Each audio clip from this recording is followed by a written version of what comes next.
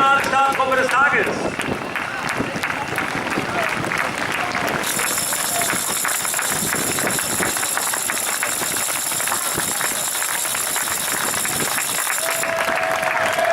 Los geht's!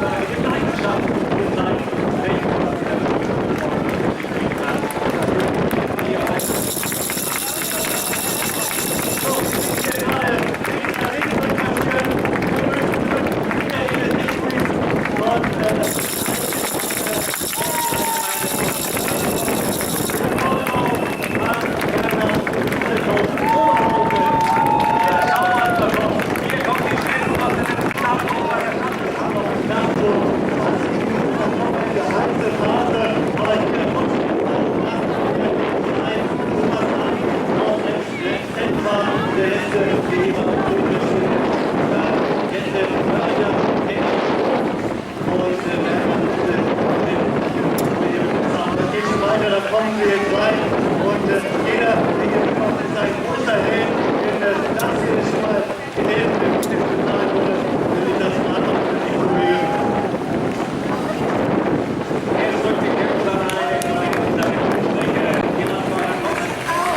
Felix aus Norderney, ein Lokalheld hier.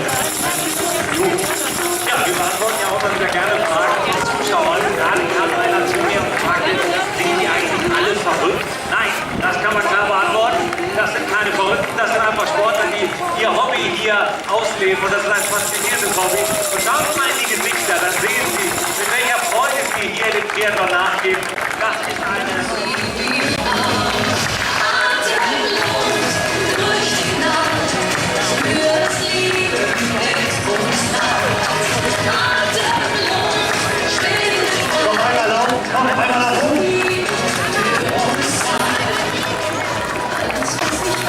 Marianne, was ist los mit Uwe? Irgendwas ist mit dem, ne?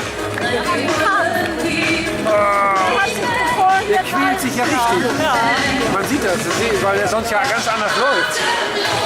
Scheiße. Weil ich auch ein bisschen Spaß haben möchte bei dem Wettbewerb. Und hier auf Norderney ist es tatsächlich Realität.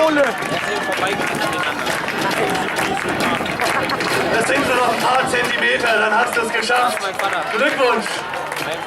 So, Thorsten, jetzt müssen wir mal die eine Teilnehmerin, die da hinten gerade losläuft, und sagte mir der Wettkampfrichter, die hat eigentlich schon eine Runde und sind beim Sprintteil.